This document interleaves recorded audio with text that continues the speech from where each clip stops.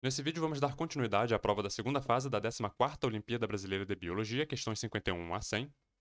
Questões 51 e 52 vão falar sobre a eletroforese, e aqui a pessoa terá que ter uma noçãozinha básica da estrutura do DNA, especificamente em relação à carga dele, e também princípios básicos ali da técnica de eletroforese. O DNA é constituído de nucleotídeos, esses nucleotídeos possuem aqui um grupo fosfato que conferem ao DNA uma carga resultante negativa. Na eletroforese, né, vai ter um gel ali, a gente vai colocar diversas amostras aqui de fragmentos, por exemplo, de DNA, e vai ser aplicada uma corrente. Essa corrente vai gerar dois polos, um polo negativo e um polo positivo. Como o DNA tem carga negativa, cargas opostas se atraem, né? Então o negativo vai buscar o positivo, o DNA vai migrar em direção ao polo positivo, que na eletroforese a gente vai chamar de anodo. E além disso, fragmentos menores vão migrar maior distância no gel, fragmentos maiores menor distância no gel. A questão 51 focou bastante na carga, né? Letra A aqui, como o DNA tem carga negativa resultante, né? Correto. Decorrente do grupo fosfato, correto também. Sua migração ocorre do polo negativo para o polo positivo, correto. As outras alternativas mudaram alguma coisa para confundir o participante, né? Falou que o DNA tem carga positiva, falou que ele migra em direção ao polo positivo, só para confundir a pessoa. E aí falou que o DNA possui uma carga negativa decorrente da base nitrogenada. Não, é decorrente do grupo fosfato. A 52 uniu os dois fatores, né? Tanto a carga quanto a relação ali do tamanho de fragmentos de DNA. Ela deu pra gente aqui um fragmento de DNA com dois cistos aqui de restrição. Quando fosse feita essa clivagem, ele ia gerar três fragmentos de DNA com tamanhos diferentes. Um fragmento C, um A e um B. E aqui a gente teria que ver qual seria a sequência desses fragmentos no gel, né? Uma vez que eles migrariam com relação ao tamanho, mas também em relação à carga. Então a pessoa teria que prestar atenção em qual direção está acontecendo a migração. No caso aqui seria da esquerda para a direita. Eu coloquei uma réguazinha aqui só para pegar, né, para ilustrar um pouquinho a relação ali do tamanho. Repara que o C é o maior fragmento de todos, né? Aqui deu 8 centímetros nessa unidade que eu inventei aqui. O A seria intermediário, daria 5 centímetros e B 2 centímetros. Repara que em relação a tamanho, eu consigo colocar dois fragmentos B dentro de A, né? Porque 2 mais 2, 4. Agora eu não consigo colocar dois fragmentos A dentro de C, né? Porque 5 mais 5 daria 10, C é apenas 8. Isso aqui é só para ilustrar o seguinte: a relação de tamanho, C e A estão mais próximos um do outro do que de B. B seria o mais distante de todos. B foi o que mais migrou em direção ali ao polo positivo. C e A, C foi o que menos migrou, né? E A ficou ali no meio, mais próximo de C do que de B. E isso era importante porque tinha duas alternativas que tinha a sequência C e AB, mas na B, por exemplo, o C ficou bem distante de AB, né? Agora na D, que é a correta, C, A, B, C e A juntinhos, B mais separado, como ficou lá no meu slide, a D seria a correta. Texto e imagem para as questões 53 a 56, mostrando aqui regulação do ferro, necessidade, né, de regular os níveis de ferro para evitar, né, deficiência ou acúmulo de ferro, uma vez que o ferro pode ter ali apresentar uma citotoxicidade. E a deficiência de ferro pode também ter implicações fisiológicas, né, uma vez que a gente sabe da importância do ferro, por exemplo, né, na nossa hemoglobina para transporte de oxigênio, dentre outras funções. Aqui na imagem a gente tem um enterócito, uma célula do intestino. Aqui no lado esquerdo a gente tem o lúmen intestinal, onde estão ali, né, as substâncias que vão ser é, absorvidas, né, a partir da dieta. Esse enterócito então pode absorver substâncias, por exemplo, aqui o ferro, né, que é o que está sendo tratado, o meio intracelular e do lado de cá, do lado direito, um capilar, né, onde está passando sangue ali, onde pode estar havendo então a troca, né, desse enterócito com o resto do corpo através do sangue. A gente observa aqui que o ferro pode entrar, por exemplo, nesse enterócito por diversas vias. Por exemplo, ele pode ser endocitado, o ferro ligado ao M pode ser endocitado, né? Forma-se aqui uma vesícula e o ferro entra na célula, depois, enfim, é feito lá o tratamento, né? O ferro é separado do M e tudo mais. Ele pode também passar, né, através de um transportador. Repara que o citocromo B reduzindo o ferro e o ferro passando através de um transportador aqui para entrar para o meio intracelular. Eventualmente esse ferro pode ser transportado para fora da célula, tem também transportadores nessa ferroportina, por exemplo, onde o ferro pode sair da célula para o meio extracelular, por exemplo, para o sangue, onde ele pode ser transportado para o resto do corpo, antes sofrendo ali uma oxidação, né?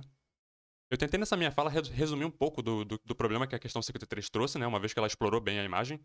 Aqui a alternativa correta, a afirmação que a gente poderia fazer seria a letra C.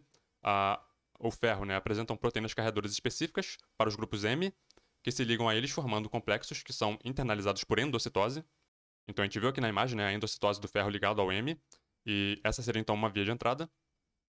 Outras alternativas tentaram, né, claro, sempre colocar alguma coisinha errada ali para confundir a pessoa. A letra D, por exemplo, convertem o ferro 3+ em ferro 2+ com o auxílio da enzima redutase DMT1. Na verdade, essa redução aqui é feita pelo citocromo B, né, e não pela DMT1. Né? A pessoa tinha que prestar atenção na imagem para perceber isso. A A eu achei bem interessante porque ela diz o seguinte: absorvem diretamente o ferro mais 3 proveniente de alimentos de origem vegetal. E aqui tanto pode ter a ver com o fato de que o ferro mais 3, ele, antes de entrar no enterócito, né, ele é reduzido para ferro 2+, como pode também ter uma coisa bem súbita aqui em relação a, por exemplo, confusão que fazem com a hemoglobina, a clorofila. A hemoglobina a gente sabe que tem um átomo de ferro, né? Mas na clorofila vai ter um átomo de magnésio, não de ferro. Algumas pessoas podem fazer essa confusão e talvez essa questão aqui, essa alternativa estivesse brincando um pouco com isso. Aquela imagem é bem rica em detalhes, infelizmente não tem tempo aqui para ficar explorando todo o potencial dela. Eu vou colocar um link para esse texto aqui, de onde eu suponho que ela foi tirada. E aí quem quiser dar uma aprofundada mais, né, dar uma olhada aqui. Aqui eles explicam um pouco melhor, né, os fenômenos que estão acontecendo aqui. Para quem quiser dar uma olhada mais aprofundada, né, no que está acontecendo ali, entender um pouquinho melhor todos os fenômenos, todos os eventos, dá uma clicada no link e vem ler o texto original.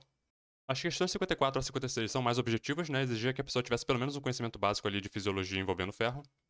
Por exemplo, 54. Compostos orgânicos presentes no corpo humano que possuem ferro em sua constituição. Letra C. Ferritina, mioglobina e citocromo. Aqui um slide ilustrativo, né, com a ferritina. Aqui a gente vê aqui dois átomos de ferro, né, compondo ali a ferritina. A mioglobina tem também ali um grupo M, né, com o ferro, o átomo de ferro no meio. E o citocromo B também tem um grupo M ali com um átomo de ferro também. Mioglobina, hemoglobina e citocromos, né, tem ali um grupo M, então contém ferro em sua composição, sua constituição.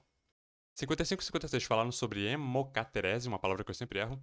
Bom, a 55 queria saber qual era o composto que era produto do catabolismo, da destruição, né, do grupo M, a biliverdina, que depois eventualmente é transformada em bilirrubina, né? A gente, enfim, aquela coisa da fisiologia básica. A bilirrubina vai ter ali uma função, né, vai compor a bile, né, que é a secreção ali do fígado, vai ser armazenada na vesícula biliar e vai ter funções ali digestivas. A 56 queria saber o seguinte, um paciente que tirou o baço, não o braço, o baço, né? O baço tem ali função na hemocaterese, né, um principal órgão da hemocaterese, da destruição de elementos sanguíneos, eritrócitos, por exemplo. Qual órgão, na ausência do baço, assumiria essa função da hemocaterese, né? Seria então o fígado. O fígado também tem células especiais que podem atuar ali na hemocaterese, na destruição de eritrócitos, por exemplo. Capítulo 18 do Gartner, Histologia, né? Vai falar sobre glândulas do corpo humano, especialmente ali vai falar também, né, do fígado. É um capítulo bom também para estudar pâncreas, né? Tanto a função exócrina quanto endócrina. E aqui o fígado, ó, a maior glândula do corpo, né? De modo semelhante ao pâncreas, tem função exócrina e endócrina. No fígado, o hepatócito, né? É responsável tanto pela secreção exócrina, a bile, né? Quanto também pelos produtos endócrinos. Importante mencionar aqui as células de Kupfer, que são justamente assim os elementos, né, daquele que pertence ao sistema fagocitário mononuclear. São macrófagos residentes no fígado, a gente chama de células de Kupfer, e que atuam ali, né, na fagocitose de elementos, por exemplo, eritrócitos, restos, né, de eritrócitos que já estão envelhecidos e tudo mais. Por isso que o fígado poderia assumir a função de hemocaterese, em substituição ali ao baço. Essa seção aqui sobre histofisiologia do fígado vai falar, né, sobre as células, né, que enfim que atuam na desintoxicação, vai falar sobre a questão ali das células de Kupfer, fagocitam partículas estranhas, né, hemácias, por exemplo, que já não estão mais funcionando direito. E a bile, né, que é constituída ali por água, sais e pigmentos biliares, por exemplo, a bilirrubina. Especificamente falando, né, a bilirrubina. Aqui, a bilirrubina é um pigmento verde amarelado insolúvel em água, produto tóxico da degradação da hemoglobina. Questões 57 e 58 sobre meiose, mostraram aqui essa ilustração, né, com etapas da meiose acontecendo aqui. A pessoa teria que saber, né, o que cada imagem representa em termos de etapa. Então, intérfase, prófase, metáfase, anáfase, telófase, a meiose 1, né, até a 10 aqui. A partir da 11, meiose 2, né, prófase, metáfase, prófase, metáfase, anáfase e telófase. E por fim, ali a formação de células. Vamos dar uma olhada nessa imagem, eu vou tentar resumir o problema das próximas questões. Olhando aqui a imagem original, a gente vê que isso aqui é uma meiose que está acontecendo com células vegetais, Lilium glandiflorum. Então, a meiose aqui está formando esporos, né, meiose espórica intermediária em plantas. A meiose pode ser zigótica, né, ou inicial, meiose espórica intermediária, ou final, ou gamética, né, meiose gamética final, por exemplo, nos animais. Portanto, a meiose ela pode tanto produzir gametas, como na nossa meiose, por exemplo, né, meiose gamética, como pode também produzir esporos, como na meiose dos vegetais. De resto, a pessoa teria que saber que na intérfase, onde está acontecendo aqui a duplicação do DNA, aqui já também, né, antes aqui do lepóteno, antes de começar a prófase, né, já rola ali a destruição, não. O desaparecimento, né, da carioteca, então a partir daqui da prófase 1 não tem mais núcleo, não tem mais carioteca. Aqui no núcleo, na prófase 1, vai estar acontecendo, por exemplo, eventos de crossing over, permuta gênica, que se limitam à prófase 1, né. Bom, a prófase 1 vem até aqui a metáfase, né? Aqui vamos ter a anáfase 1, onde rola a separação de cromossomos homólogos. Então, até aqui na anáfase 1, todas essas células aqui eram diploides. A partir da anáfase 1, vira células haploides. Então, a partir daqui, todo mundo vai ser haploide. E apenas na anáfase 2, aqui embaixo, é que vai rolar a separação das cromátides irmãs. Eventualmente, combinando ali na formação, nesse caso aqui, né, dos esporos.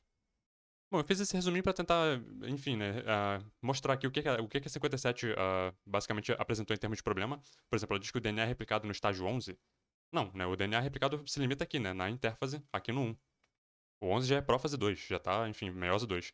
B, as células já são haploides a partir do estágio 8. Aqui no 8 não, aqui ainda é diploide. Lembra que vão se tornar haploides a partir daqui do 9, né? A partir da anáfase 1. Aqui sim é que tá acontecendo a separação dos homólogos. Então a 8 ainda é diploide. A C diz, a carioteca está ausente no estágio 10. Sim, a partir daqui do 2, né, já não tem mais carioteca. Então, a partir daqui até o 10, todo mundo não tem mais núcleo ali. A D confundiu aqui em relação à relação de separação de homólogos e cromátides irmãs, né? Ela disse que no 9 separam-se as cromátides irmãs. Não, aqui se separam os homólogos e na 13 sim as cromátides irmãs. E a 58 falou sobre aquela coisa, né? A meiose, a divisão celular com o intuito exclusivo de formar gametas. Não, né? A gente tem meiose espórica, gamética e zigótica. A letra C é incorreta. Plantas apresentam meiose intermediária espórica. Portanto, a proposição estava incorreta. As questões 59 e 60 vão falar sobre deficiência na glicose 6-fosfato desidrogenase. A 59 traz aqui o caso de uma mulher que é uma heterozigota, né? Apresenta um genótipo heterozigoto para esse gene. E ela tem ali, por exemplo, no caso dela, ela teve metade das células dela normais e metade teve ali níveis baixos, ou seja, metade das células estavam afetadas por essa doença, portanto, tinha uma mutação presente sendo expressa. E esse quadro dela aparenta ser um caso de mosaicismo ligado ao cromossomo X, né? As mulheres têm 2 cromossomos X e um deles é inativado em algumas células, né? Vai ter ali inativação aleatória do cromossomo X em determinadas linhagens de células. Então, algumas células dela expressou o X afetado pela doença, e em outras linhagens de células expressou o X saudável, formando então esse fenótipo mosaico. Sobre esse tema do mosaicismo e inativação aleatória do cromossomo X, um exemplo bem ilustrativo e divertido desse caso é o caso da determinação, por exemplo, da coloração de pelos em gatas fêmeas. Uma vez que no cromossomo X, em felinos, vai ter ali um gene que é responsável pela determinação da coloração dos pelos. Então, por exemplo, gatos machos vão ter apenas um cromossomo X, né? Então, se ele pegar, por exemplo, o X laranja, ele vai ser laranja. Se pegar o X preto, ele vai ser preto. Agora, uma fêmea, como tem 2 cromossomos X, ela vai depender ali, se ela for heterozigota, né? Ela vai depender ali dessa inativação aleatória do X para formação do padrão de coloração do pelo delas. Se uma fêmea for homozigota, né, para o X preto, por exemplo, ela vai ser preta. Se for homozigota para o X amarelo, laranja, ela vai ser laranja. Agora, se ela for heterozigota, dependendo de qual linhagem das células vai inativar um X ou outro, vai formar ali naquela região uma determinada coloração. E como essa inativação do X se dá ao acaso, né, em etapas precoces ali do desenvolvimento embrionário, formam-se padrões únicos, né, de coloração na pelagem de gatas fêmeas, levando ao surgimento desses padrões complexos e bonitos, né, de coloração, podendo chegar a ter 3 cores, né? E, enfim, esses aqui são casos, né, obviamente bem curiosos, né, de uma cara que é metade uma cor, metade outra, e inclusive os olhos, né? Esse padrão de coloração é conhecido como cálico. A questão 61 trouxe um gráfico que ilustra um modelo unimodal Humpback de riqueza de espécies de plantas em relação ao estresse ou distúrbios nutricionais provocados pelo meio, um gráfico que não é um gráfico muito comum e é bem dificilzinho de ler. O eixo vertical que está ilustrando riquezas de espécies. O eixo horizontal é onde está o problema, né? Porque para cá, para o lado esquerdo, aumenta o estresse. Para o lado direito, aumenta práticas ali de agricultura, né? Que tem alguma coisa a ver com esses distúrbios nutricionais que eles estão falando. No caso, em áreas de agricultura, eu suponho que são áreas que são fertilizadas, né? Adubadas. Enfim, deve ter alguma implicação ali. E basicamente o que o gráfico está mostrando é justamente a variação, a mudança, né, da composição de espécies em relação à variação, à alteração nessas condições, tanto em nível de estresse quanto em nível de práticas ali de agricultura, distúrbios alimentares, etc. Distúrbios nutricionais. A gente percebe que em áreas de maior estresse existe uma maior abundância de espécies adaptadas a estresse, né? E na área aqui de maior práticas, né, de agricultura e detrito, ficam predominando ali espécies dominantes potenciais. E a gente repara aqui que em situações amenas, onde nem um lado, os extremos, né, longe dos extremos, em situações mais amenas, rola aqui alta riqueza, né, rola aqui também a presença, né, de todos esses grupos, tanto as espécies que toleram ao estresse, quanto espécies dominantes potenciais e espécies remanescentes, elas meio que estão presentes aqui, e isso aumenta a riqueza do ambiente. Interpretando riqueza aqui como a quantidade de espécies, né, num determinado ambiente. Porque em condições amenas você não precisa nem ser tolerante à espécie, nem precisa ser um ótimo competidor para estar ali. Você pode muito bem, né, se adaptar e se aproveitar das brechas ali para existir. Por isso que essas espécies intermediárias remanescentes se dão bem aqui. Uma vez que elas nem são resistentes a estresse, mas também não são bons competidores, né, dominantes potenciais.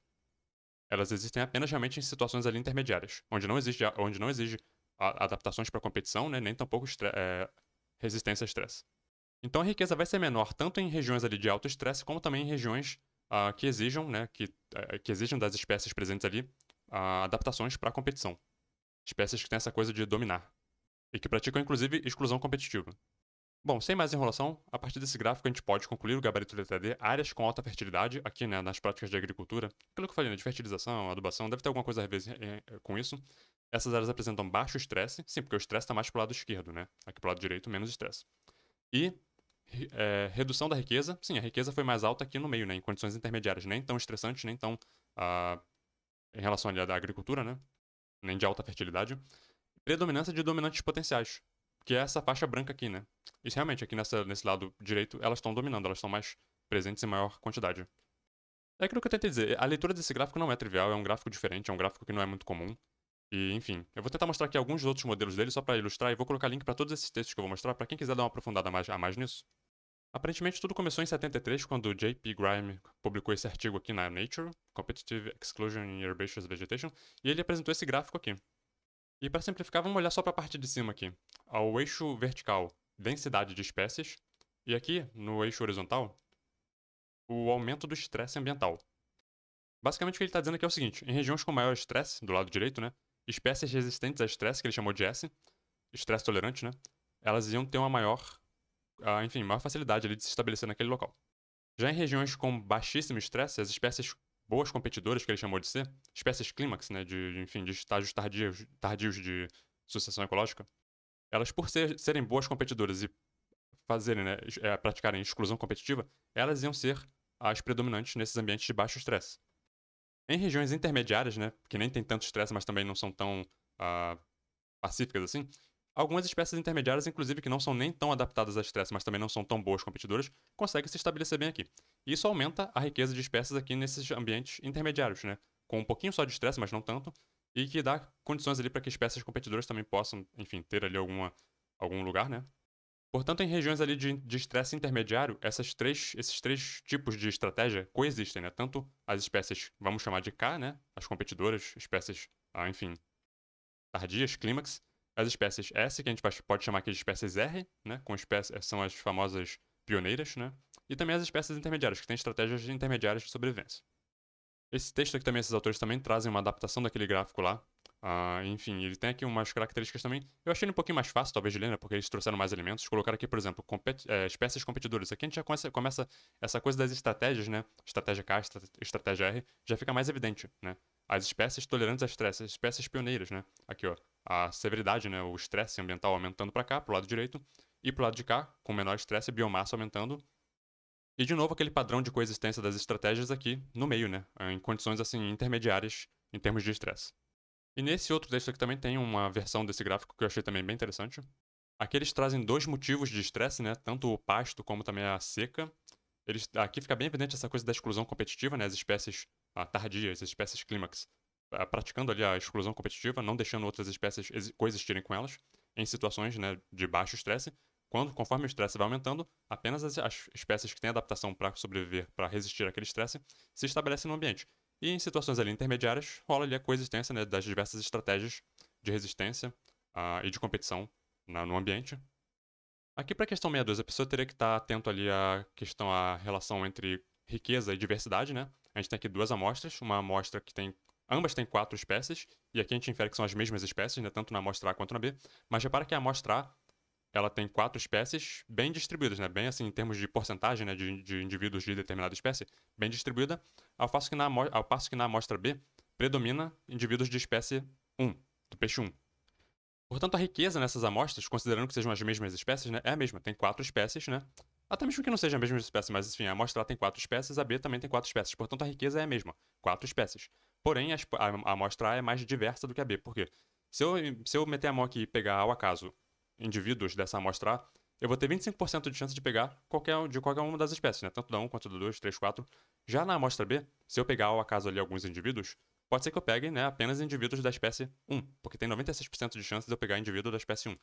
Portanto, passa a impressão numa amostragem aleatória que ela é menos diversa do que a A, e de fato ela é, a despeito do fato de a riqueza das duas serem a mesma.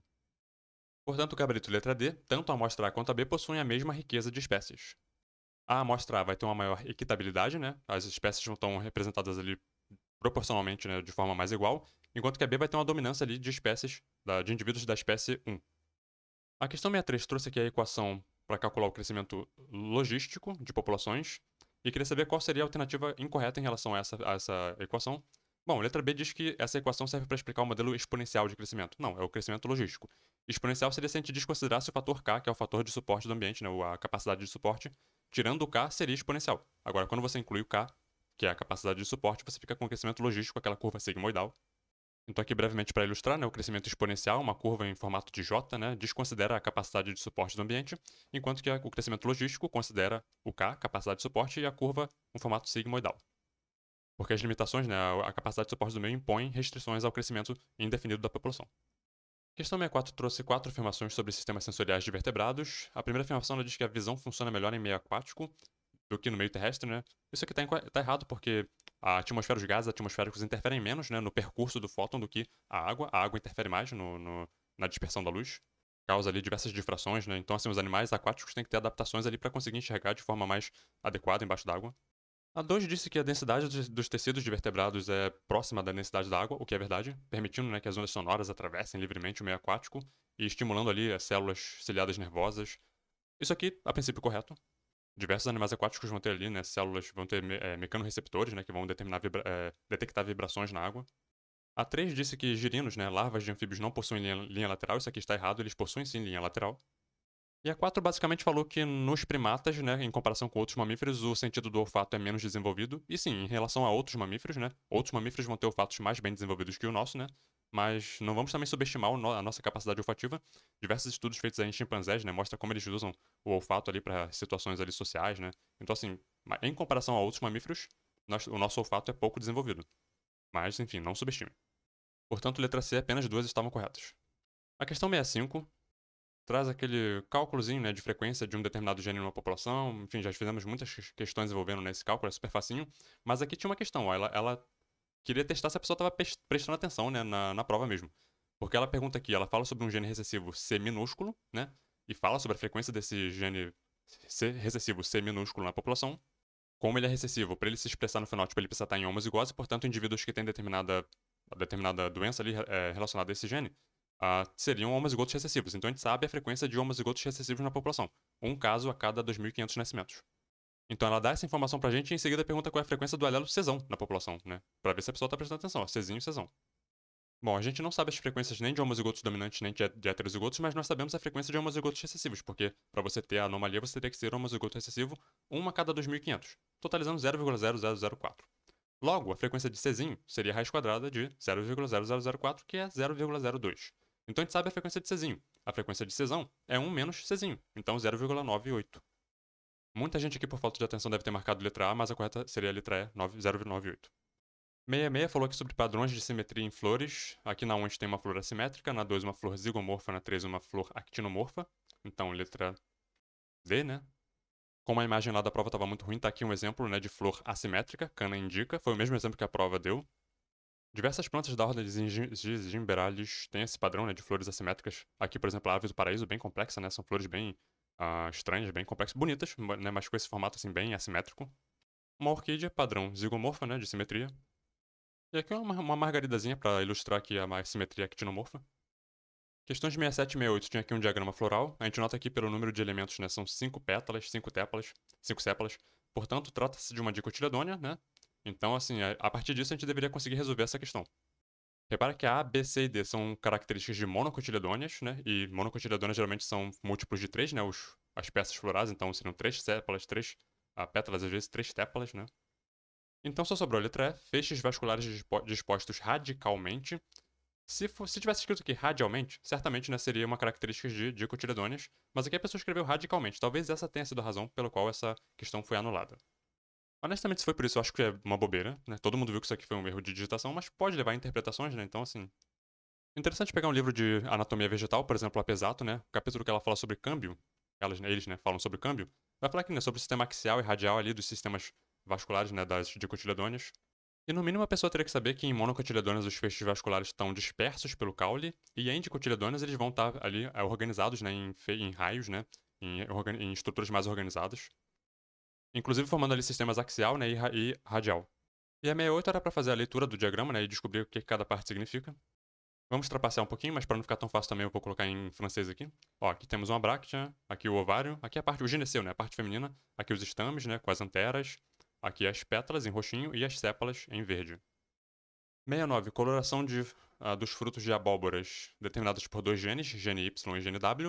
Aqui a gente vai ver os alelos, né, Y maiúsculo e Y minúsculo. dando a ideia aqui de dominante recessivo, né? E o gene W é a mesma coisa, W maiúsculo dominante, minúsculo recessivo. Repara que a presença de um W maiúsculo, a despeito de qual seja a configuração de Y, determina fruto branco, como se você só precisa de uma cópia do W maiúsculo para isso acontecer, parece um caso de epistasia dominante, certo? Se você precisasse de dois Ws maiúsculos, né, para isso seria epistasia recessiva, mas aqui como apenas uma cópia do W maiúsculo já cancela o fenótipo do gene Y, uma epistasia dominante. Letra B. E a 70 propôs aqui um cruzamento entre um dihíbrido para ambos os genes, né? Com um híbrido apenas para o cromossomo Y e homozigoto recessivo para o gene W. E qual seria então a proporção fenotípica desse cruzamento? Simplificadamente falando, seria isso aqui, ó.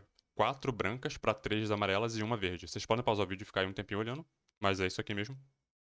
Portanto, letra E, 4, 3, 1. A questão 71 apresenta para a gente esse heredograma para o sistema ABO e pergunta para a gente quais seriam possíveis genótipos dos indivíduos 1, 4 e 6. A resposta é: eles poderiam ser heterozigotos para o tipo A.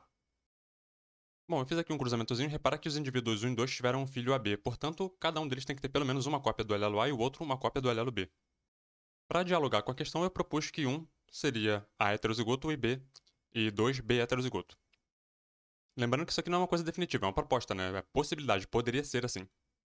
3 e 4 é mais fácil a gente pensar que ambos têm que ser heterozigotos porque eles tiveram filhos tipo O. Então, assim, esses filhos tipo O têm duas cópias do alelo I, uma de cada parental. Cada um deles tem que ter pelo menos uma cópia do alelo I para passar. Eu concluí que 3 poderia ser A heterozigoto ou O, e 4 e A heterozigoto também, de novo, para dialogar com a questão, é uma possibilidade. E o mais fácil seria justamente os genótipos de 5 e 6, porque aqui a gente vê que eles tiveram um filho AB, então cada um deles tem que ter uma cópia do alelo A e um do B, e também tiveram um filho O, então cada um deles tem que ter uma cópia do alelo I. Então eles têm que ser heterozigotos, né, para os tipos sanguíneos. Olhando o resto dos irmãos deles, né, eu supus que 6 seria mais provável de ser o A e 5 mais provável de ser o B. E eu meio que fui montando de cima para baixo, né? Vi aqui qual seria, né, o genótipo possível, né, de A e B, dos 5 e 6, depois fui pros pais deles.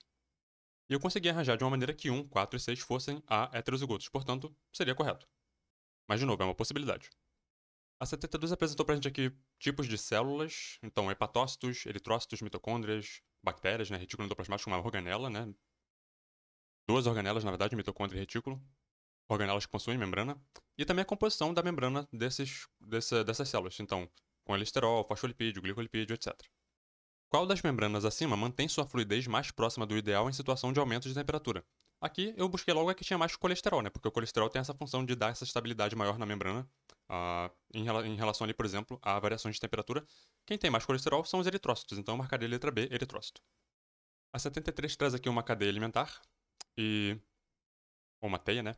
E aqui o participante teria que ter concluído que a pulga pode ser um consumidor de sétima ordem. Aí a pessoa pode contar, né? Se a gente vai contar consumidores, a gente não considera aqui o fitoplâncton porque eles são produtores. Começa a contar consumidores a partir de zooplâncton. Então, primeira ordem, né? Segunda ordem, terceira ordem, quarta ordem, quinta ordem, sexta ordem, sétima ordem. A pulga pode ser um consumidor de sétima ordem. Como diz aqui a letra D, por isso a letra D seria correta.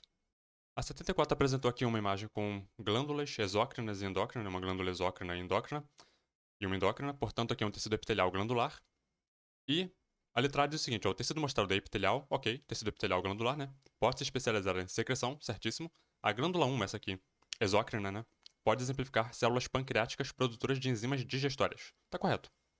Lembrem do capítulo lá do Gartner que eu mostrei, que eu falei, né? É bom para estudar também pâncreas. Tá aqui, ó. O pâncreas ele tem função endócrina e exócrina. A função exócrina dele, que vai ser responsável ali pela liberação, né, de enzimas digestivas ali, essa é a função exócrina dele. E a função endócrina, né, libera ali insulina e glucagon, né, que são os hormônios que são responsáveis pela regulação dos níveis de glicose no sangue. A questão 75 falou sobre migração de aves e o tema dela é evolução, seleção natural. Vamos dar uma olhadinha lá. Aqui, ó, a maioria das aves migratórias se reúne em uma área e depois migram em grandes grupos ao invés de individualmente. Qual alternativa apresenta a melhor explicação científica para a evolução desse comportamento especificamente? Letra B, né? As aves que migravam individualmente ou em grupos pequenos eram menos propensas a sobreviver e deixar descendentes. Aqui, especificamente, a gente pensa grupos maiores, né? Tem maior potencial ali, possibilidade de você encontrar parceiros para reprodução. É aí que entra o fator da seleção natural, né? Aves que migravam em grupos grandes tinham maior facilidade de encontrar parceiros para reprodução e sobreviviam, né? Tinham o benefício de sobreviver mais e também reproduzir. Lembrando que se você sobreviveu, viveu até 100 anos, mas nunca reproduziu, evolutivamente falando, você morreu. A seleção natural atuou. Questão 76 sobre alterações numéricas em cromossomos. Aqui a gente tem uma célula 1, diploide com 3 cromossomos, né? Duas cópias de cada cromossomo 1, 2 e 3, vamos chamar assim. A célula 2, triploide para o cromossomo 1, né? Então a gente diz que houve uma trissomia do cromossomo 1. A célula 3, repara que ela tem uma cópia a mais de todos os cromossomos. Então aqui rolou mesmo, meio que uma triploidia mesmo, uma euploidia, né? Todos os cromossomos foram afetados. Quando apenas um ou alguns cromossomos são afetados, né? A gente chama de aneuploidia, como aconteceu aqui na 2. Apenas o cromossomo 1, né, teve uma cópia a mais. A célula 4 teve aqui uma monossomia no cromossomo 3. Também é uma aneuploidia, né? O cromossomo 3 teve apenas uma cópia. Enfim, alterações numéricas em cromossomos, né? Tem as estruturais, né? Translocações, inversões, não sei o quê. As numéricas são euploidias, quando todo o conjunto de cromossomos é afetado, e as aneuploidias, quando apenas um ou alguns cromossomos são afetados. Por exemplo, a trissomia, né? 2N mais 1, etc. Aqui a letra falou, a célula 2 é trissômica. Na espécie humana, alterações desse tipo podem originar indivíduos com a síndrome de Patau, que é a trissomia do 13. Isso mesmo, síndrome de Patau, né? Cromossomo 13 a mais. Questões 77 e 78 falando sobre o acidente radioativo que teve no Japão em 2011, em Fukushima, né? Vazamento lá de elementos radioativos. O governo japonês distribuiu pastilhas de iodo para a população como forma de proteção a esses danos. Interessante, né? Aqui é uma matéria que teve na época, né? Entendo o vazamento radioativo em Fukushima e os riscos para a saúde. Bom, a princípio eles detectaram ali vazamento de césio e iodo. Seria possível também nitrogênio e argônio. Não houve evidências na época, né, de plutônio e urânio, na época da reportagem aqui. Com relação ao iodo, seria possível prevenir o problema com pastilhas de iodo não radioativo, uma vez que o corpo não absorve iodo atmosférico se já estiver satisfeito, ou seja, com níveis de iodo suficientes, né? Por isso as pastilhas, então, dariam para essa pessoa esse aporte de iodo, né, para evitar que ela pegasse o iodo radioativo da atmosfera. Césio, urânio e plutônio, embora causem danos, né, mas eles não atacam nenhum órgão específico, o iodo atacaria a tireoide, né? Nitrogênio se dissipa rápido, o argônio é um gás nobre, então não interage com ninguém, então não faz diferença. 77. A radioatividade é nociva aos seres vivos porque, bom, ela pode, né, provocar alterações no material genético tanto em células somáticas como na linhagem germinativa, e se afetar a linhagem germinativa pode ter consequências ali para a prole da pessoa, né? Na linhagem somática pode levar ali a produção, ao surgimento de cânceres, por exemplo. E a 78 comentou aquela questão lá, né, da pastilha de iodo para deixar a pessoa com níveis adequados de iodo, né? Porque aí a pessoa não absorveria o iodo radioativo da atmosfera. Letra A seria correta. 79 falou sobre curare, conhecido como veneno de flechas, um relaxante muscular ou anestésico. É um potente inibidor do relaxamento do músculo, que relaxa o músculo estriado. No caso, ele inibe a contração do músculo estriado. Bom, então já que ele inibe a contração do músculo estriado, a gente pode dizer que ele impede, letra C, a inspiração pulmonar, já que essa depende da contração de músculos estriados, o diafragma. E não apenas o diafragma, mas também os músculos, né, intercostais, todos eles atuando ali, né, na expansão ali da caixa torácica e tudo mais para permitir, né, a entrada de ar. Enfim, eventualmente o relaxamento desses músculos leva ali à expiração. A questão 80 trouxe aqui um esqueminha com os ciclos do carbono e do nitrogênio. Eu fiz um slidezinho só para deixar mais explicado. Por exemplo, as plantas trocam carbono com a atmosfera elas captam carbono da atmosfera, né? Através da fotossíntese e também liberam através da respiração, né? Enfim, as plantas transmitem carbono e nitrogênio para os animais pela cadeia alimentar. Os animais obtêm, né, esses elementos pela alimentação. As plantas, por exemplo, obtêm nitrogênio a partir da fixação, né? Junto ali com associação com micro-organismos, eles fazem a fixação do nitrogênio que vem da atmosfera, né? E, enfim, esse nitrogênio fica disponível para os seres vivos. E a decomposição é um fator ali que pode levar, né, a ser devolvido tanto o carbono quanto o nitrogênio, eventualmente, para a atmosfera. Sempre ali com a participação de micro-organismos decompositores. Pô, eu até esqueci de dizer, né, que nitrogênio seria a linha pontilhada, carbono a linha sólida. Quem quiser pausar aí para dar uma olhadinha. Repara que os micro-organismos também podem fazer fotossíntese, né, cianobactérias, por exemplo. Os animais só dão, né, carbono para a atmosfera pela respiração. 81 e 83, a 83 sobre imunologia e microbiologia, tem aqui um esqueminha, e a pessoa teria que descobrir o que cada uma dessas etapas, o que cada um desses fenômenos aqui significa. E se você olhou para aquela figura e pensou, capítulo 7 do Abas, parabéns, você tá pronto. A medalha de ouro é sua. Tá aqui, ó, 1, transdução de sinal, 2, reconhecimento de antígeno, 3, transdução de sinal também, e 4, adesão. Aqui no caso o gabarito seria a letra B. Para as questões 82 e 83, a pessoa teria que estar com os conhecimentos básicos sobre sistema imune bem afiados e também a microbiologia básica. Entender as diferenças entre sistema imune inato, adaptativo, relação ali de antígeno, anticorpo, né, células apresentadoras de antígeno, reconhecimento de antígenos e também minimamente a diferença entre bactérias gram-negativas e positivas. Especificamente, bactérias gram-positivas têm uma espessa parede de peptidoglicano com ácidos teicoicos, lipoteicoicos. Tudo isso, né, externamente aqui é uma membrana, né, normal, membrana interna.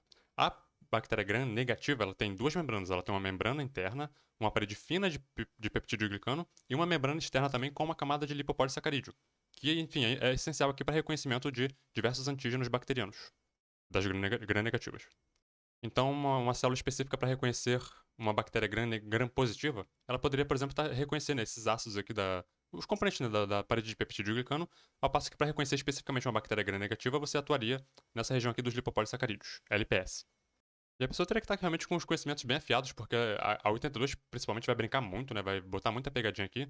A letra A, por exemplo, fala sobre reconhecimento de antígenos por anticorpos de macrófagos. Eu parei de ler aqui, eu nem continuei lendo.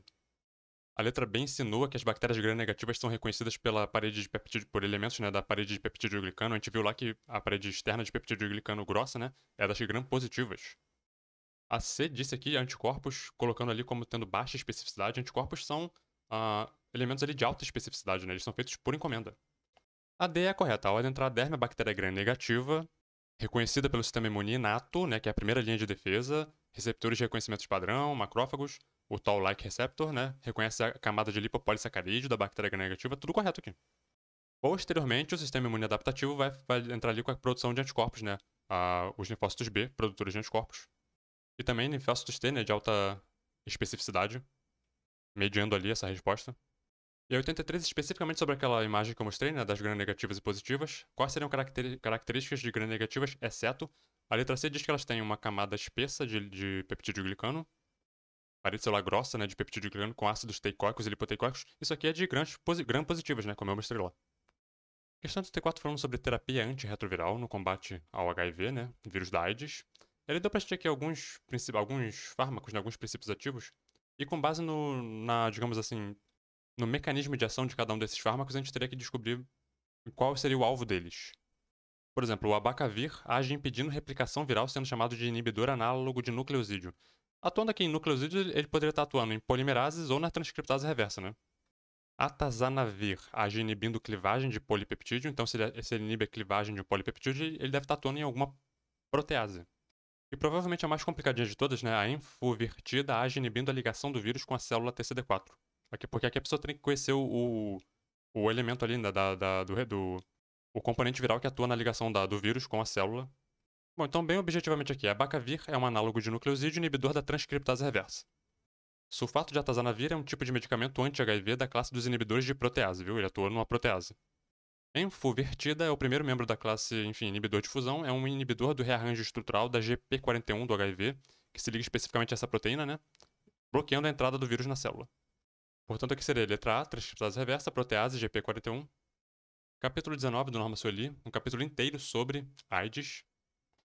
Aqui é a estrutura da partícula do HIV. Repara que ela vai ter aqui na região do envelope, ó, a partícula viral possui um envelope glicolipoproteico contendo espículas que consistem em trímeros das proteínas GP120 e GP41. Então a GP41 é uma subunidade transmembrana aqui dessa grande estrutura, né?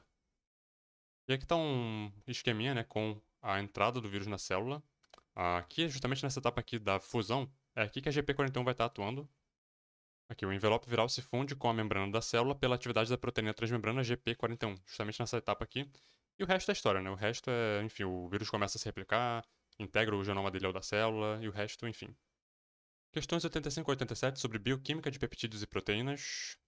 A questão 85 pediu para assinalar a alternativa incorreta. Repara que a B diz o seguinte, ó, chama-se aminoácido essencial aquele que não é sintetizado no organismo humano. Então, aminoácidos essenciais são aqueles que nós não conseguimos produzir, nós precisamos obter eles a partir da alimentação, e os não essenciais são aqueles que nós conseguimos produzir. Essas duas classes de aminoácidos existem. Repara que a letra E coloca que os vegetais são capazes de produzir todos os aminoácidos, ao passo que os animais obtêm todos eles exclusivamente a partir de alimentos. Isso aqui está incorreto, né? Nós temos aminoácidos que nós produzimos, né, os não essenciais, e existem os aminoácidos essenciais, aqueles que a gente precisa obter a partir da dieta. Então aqui é uma listinha, né, com aminoácidos essenciais e os não essenciais, só para, né, enfim, ilustrar a existência das duas classes. A 86 quis saber o seguinte, num polipeptídeo que possui 64 ligações peptídicas, qual seria o número de aminoácidos de grupamento amino-terminais e carboxy-terminais? Em qualquer sequência de aminoácidos formando ali um peptídeo, você vai ter uma extremidade N-terminal, uma extremidade carboxy-terminal, e o número de ligações vai ser o número de aminoácidos menos 1. Então, por exemplo, para 2 aminoácidos, uma ligação. Para 3, 2 ligações. Para 65, 64 ligações, e por aí vai. Portanto, letra E. Questão 87 trouxe aqui uma espécie de curva de titulação, né, para verificar ali o pK de peptídeos. Um teminha bem complicadinho, pela mudança do pH, né, você vai causando protonações ou desprotonações dos elementos dos aminoácidos. Então você vai desprotonando, por exemplo, as cadeias laterais, né, os radicais, ou as regiões ali, né, da carboxila ou da amina.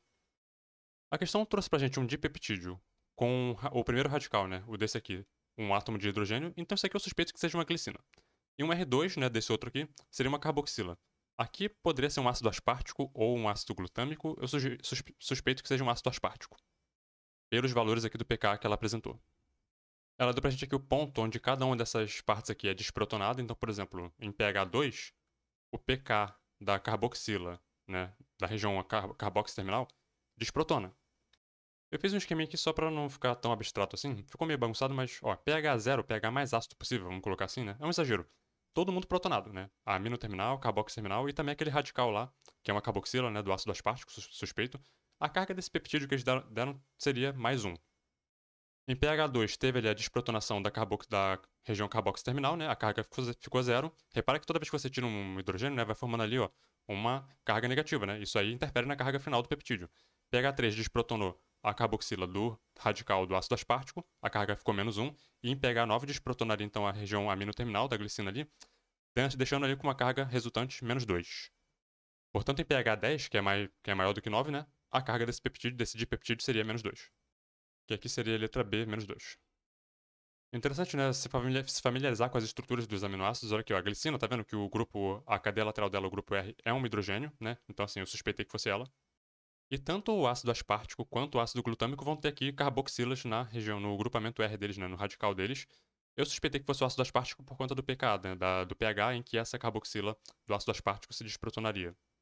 Assunto super complicado, recomendo a leitura do capítulo 3 do Leninger, Aminoácidos, Peptídeos e Proteínas. Ele vai falar sobre curva de titulação, sobre pKa, uma tabelinha super conveniente com os pKs, né, da carboxila, da região aminoterminal, da amina, né, e do grupo R também, dos aminoácidos. Então repara aqui que no aspartato, ó, o pK do grupo R deles, né, 3, por isso que eu achei que era mais para aspartato do que para glutamato, porque o glutamato seria 4, né, lá na prova era 3, eles arredondaram para 3, enfim. E isso leva os aminoácidos a terem cargas, né, em pH neutro, pH 7, repara que o aspartato estaria desprotonado, a carboxila dele, do R dele estaria desprotonado, porque o pK é 3, né. Então, para ter um próton aqui no R do aspartato, teria que estar um pH muito ácido. Aqui um exemplo de curva de titulação, né, para a glicina. Você vai aumentando o pH aos pouquinhos e você vai desprotonando ali os elementos, né? Então, assim, ela começa ali no pH superácido totalmente protonada, você vai aumentando o pH, desprotona aqui a carboxila, né? Vai ali por volta de 2,5, 2,34. Aí tem um período aqui de buffer, depois ali por volta de pH 9,6, aí desprotonaria então também a amina. Por isso que lá, né, eles colocaram pH 10, né? Que era para ter certeza que todo mundo estaria desprotonado. Vou botar um link pra esse site aqui porque ele deixa você brincar de curva de titulação, né? Ele tem aqui todos os aminoácidos e você pode também alterar o pH do meio. E aí você vê aquela coisa da protonação, da desprotonação. Então, por exemplo, eu vou colocar aqui o pH 0 e vou montar um dipeptídeo com glicina e com ácido aspartico. Cadê o aspartico? Aqui é o D, né? Aí a pessoa monta, ele vai aparecer aqui, né? A estrutura dele é totalmente protonada porque tá em pH 0, né? Se eu for aumentando o pH, eu vou vendo onde que os elementos vão perdendo os prótons. E consigo ver a carga final, né? A net charge, que é a carga líquida final. Aqui, por exemplo, totalmente protonado está mais 1. Aumentei o pH para 7. Repara que desprotonou aqui alguns elementos, né? Carga menos 1. Agora eu coloquei o pH em 10. Desprotonou todo mundo, carga menos 2. Brinquem aí depois, vou colocar o link para isso na descrição.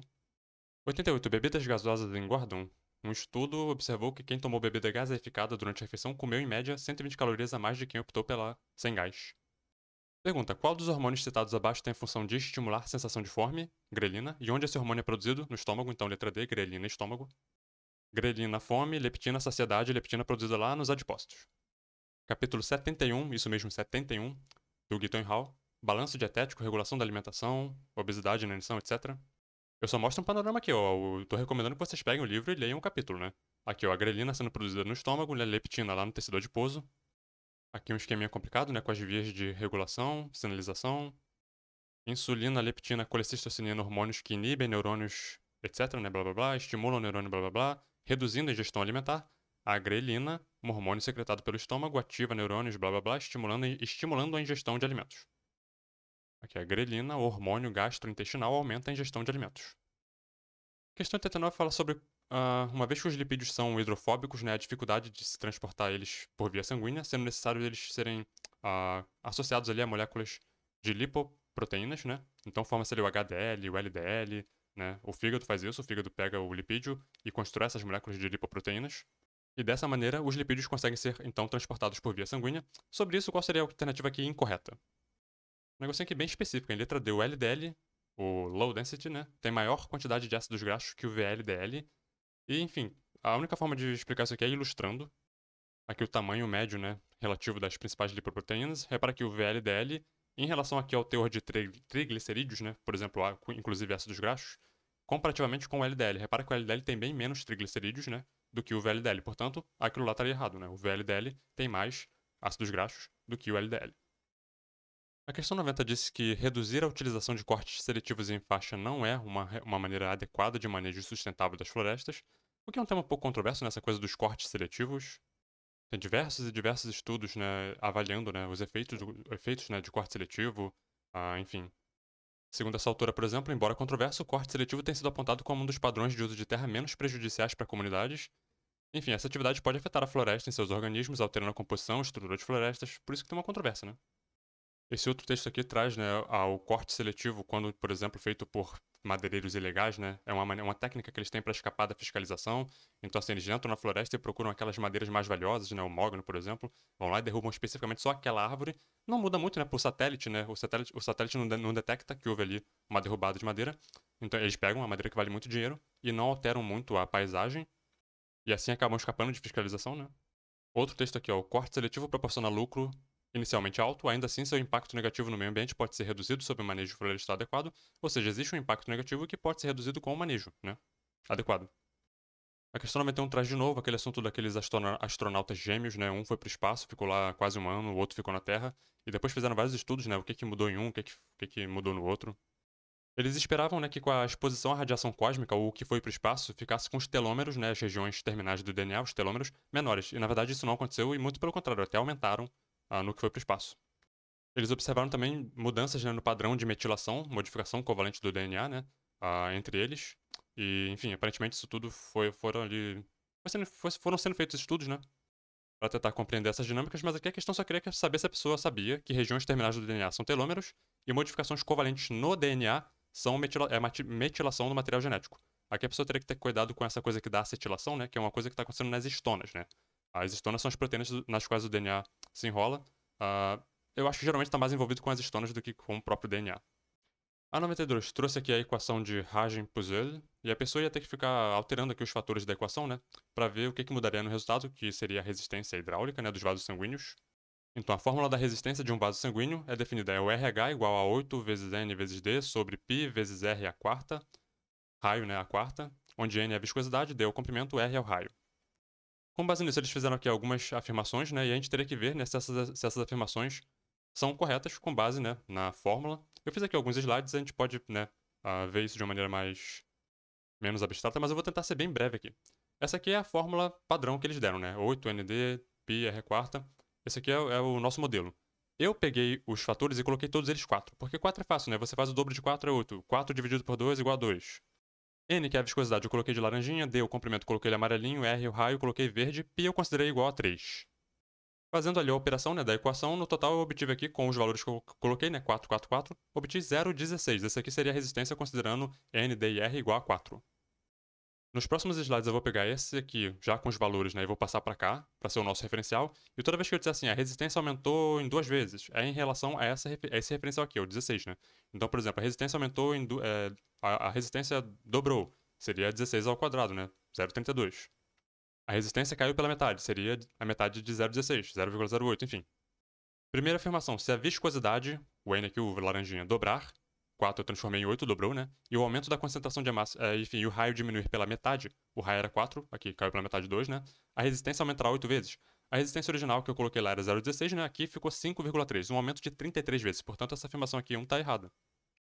2. Se o raio dobrar, raio dobrou, né? 4 virou 8, e a viscosidade diminuir pela metade, virou 2, né? Era 4, virou 2, a resistência diminuirá 16 vezes. Aqui agora a resistência deu 0,005. que em relação ao 0,16 é uma diminuição de 32 vezes, portanto a 2 também está errada. Por fim, se a viscosidade diminui pela metade e o comprimento é quadruplicado, então eu peguei o comprimento que era 4, multipliquei por 4, deu 16, né? Dessa forma, a resistência é dobrada. Aqui agora a gente está com resistência de 0,33, que é o dobro de 0,16, né? Então, assim, realmente aumentou em 2 vezes. Está correto. Portanto, letra B, apenas a 3 está correta. Ah, se eu falei B aqui é C, né? C, apenas a 3 está correta. 93, sobre a relação ali célula-matriz extracelular. Importante estudar tecido conjuntivo, que é abundante em matriz, né? Extracelular, e lá no capítulo tem tudo sobre isso. Qual seria a alternativa incorreta? A B disse que a matriz extracelular abundante diminui a ancoragem entre células vizinhas e a rigidez. Isso aqui é o contrário. Na verdade, a matriz abundante aumenta a ancoragem das células. E uma matriz colágena, por exemplo, né, tem relação ali com a rigidez dos tecidos. Portanto, a B estaria incorreta. Capítulo 5 do Junqueira, tecido conjuntivo. Então, as matrizes extracelulares consistem em diferentes combinações de proteínas fibrosas e também substância fundamental, as fibras predominantemente colágeno, né, enfim, outros tipos ali. Substância fundamental, complexo viscoso, tem ali as glicosaminoglicanas, né, proteoglicanos, etc. Aqui, tipo de colágeno, né, o colágeno, por exemplo, tipo 8, né, colágeno que forma fibrilas de ancoragem, né, atuam na ancoragem da lâmina ali, a epiderme, enfim. E a substância fundamental, né? Glicosaminoglicanos, proteoglicanos. Tem aqui uma função, né? Especificamente ali, atuar como componentes estruturais da matriz e de ancorar células à matriz. Então, essa coisa da ancoração, da ancoragem das células à matriz. 94. Os tentilhões de Darwin são um excelente exemplo de irradiação adaptativa. A irradiação adaptativa corresponde, letra C, ao processo evolutivo pelo qual diferentes formas de seres vivos, adaptadas a diferentes nichos, portanto diferentes espécies, né, surgiram a partir de um ancestral comum. Então Darwin observou, né, que todas as espécies de tentilhão que tinha lá no arquipélago de Galápagos, provavelmente, né, ele inferiu que na verdade eles derivavam de um mesmo ancestral comum e que foi um processo ali de adaptação às diferentes condições das diferentes partes do arquipélago, no sentido ali de diminuir, né, a competição, elas foram se adaptando ali a comportamentos diferentes. Uns se especializaram em consumir frutos, outros sementes, outros insetos, outros, enfim, vermezinhos e por aí foi, né? 95, herança mitocondrial. Se você quiser fazer o reconhecimento, por exemplo, do cadáver de um homem, usando a informação ali genética mitocondrial, qualquer pessoa da linhagem materna dele, mãe, avó, tios e tias por parte de mãe, né, serviriam porque todos eles compartilham a mesma mitocôndria. A mitocôndria é transmitida da mãe para os filhos, né, nunca do pai para os filhos. Por isso que você não poderia utilizar os filhos e filhas desse homem para fazer o reconhecimento por DNA mitocondrial. Porque os filhos dele vão ter a mitocôndria da mãe, né, não dele. 96. O pinhão da araucária é uma semente. Gimnospermas não fazem flor nem fruto, né? Enfim. 97. Servem como evidências do enorme sucesso adaptativo de mamíferos. Variação de tamanho entre indivíduos. É uma boa evidência, né? Existe uma plasticidade em termos de tamanhos em mamíferos. Pensa aí, por exemplo, sei lá, num esquilo e num elefante ou numa baleia azul. Existe essa plasticidade de tamanho, né? Que levou, por exemplo, ao número 2, né? A ocupação de diferentes habitats. Levou, né? Essa capacidade de habitar diferentes habitats. Diferentes regiões do planeta, diferentes climas. Meio terrestre, meio aquático. Água doce, água salgada. E 3, né? Hábitos alimentares variados. Tem os herbívoros, tem os carnívoros, né? Tem para todo gosto. E tudo isso e muito mais evidencia o enorme sucesso adaptativo dos mamíferos. 98. O apêndice secal de um coelho e de um ser humano são estruturas. Elas têm a mesma origem embrionária, né? Evolutiva, inclusive, portanto, são estruturas homólogas. Aqui a pessoa teria que ter essa noção, né? Da diferença entre estruturas homólogas e análogas.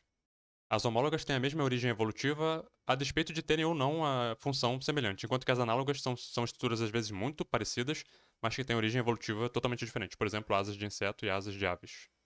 Os coelhos têm hábito herbívoro, então eles têm essa dependência, né, daquela simbiose ali com micro-organismos, né, que ficam ali no apêndice para fazer a quebra da celulose, enquanto que os seres humanos, né, desenvolveram outros hábitos alimentares. O apêndice acabou virando um órgão vestigial. 99, paleontologia, eventos evolutivos em escala geológica. Vamos dar uma olhadinha numa escala geológica de tempo para a gente poder resolver essa questão. Vou botar um link para essa escala aqui que eu acho bem legal. Bom, no adiano, nada aconteceu, e se aconteceu, né, eu estou falando aqui em termos de presença de seres vivos, né, mesmo que tenha acontecido, vai ser muito improvável de encontrar algum registro disso. No máximo ali, eles identificaram ali algumas rochas, né, alguns minerais se formando. No arqueano, no paleoarqueano, já começa aqui, ó, produção de oxigênio, né? Bactérias produtoras de oxigênio, cianobactérias, né? Já começa a ter ali algum registro disso. Aqui no período estateriano, eu acho que tá certo, né? Da era paleoproterozoico, não é um proterozoico, começa aqui então o surgimento ali de células eucariontes, né? Primeiras células nucleadas. Já que no Toniano do Neoproterozoico surgem ali aparentemente os primeiros sinais de multicelularidade. Agora que no período Devoniano, da era Paleozoico, do Éon Panerozoico, a gente observa que já o surgimento então dos primeiros anfíbios. Agora subindo aqui para o Triássico, no Mesozoico, surgem aqui os primeiros mamíferos, né, os arcossauros, blá blá blá, os primeiros mamíferos. Enquanto que no Jurássico, né, após o surgimento dos mamíferos, surgem então ali as primeiras aves. As primeiras aves e lagartos, né? Bom, aqui no Paleoceno, no Paleógeno, já na Era Cenozoica, os dinossauros então entram ali em extinção. As aves seguem firme e forte, né? Mas os dinossauros então entram em extinção. E aqui em cima, no Pleistoceno, se eu não me engano, no período Neogênio, né? Então rola ali a extinção da megafauna do Pleistoceno. E aqui também já surgem as primeiras formas modernas de seres humanos, né? Enfim, o resto é história. Bom, se você teve paciência de acompanhar isso tudo, você agora pode conferir, né? Aqui seria a letra D. Você pode pausar o vídeo aí e conferir, faça anotações. Visite o link, eu vou colocar link para aquele site lá para você também poder conferir. E por fim, questão 100. Qual fenômeno biológico pode ser considerado análogo ao que acontece com a variação de entropia depois que um aluno arrume seu quarto? Enfim, quando você arruma alguma coisa, você diminui a entropia, né? É semelhante aos processos anabólicos, né? De construção de moléculas complexas.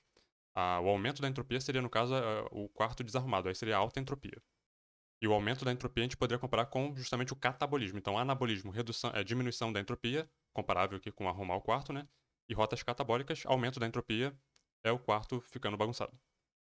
E com isso nós ficamos por aqui, uma prova super bem diversificada em termos de tema, né? Não teve, assim, proeminência, não teve dominância de nenhum tema específico, né? Foi bem sortido.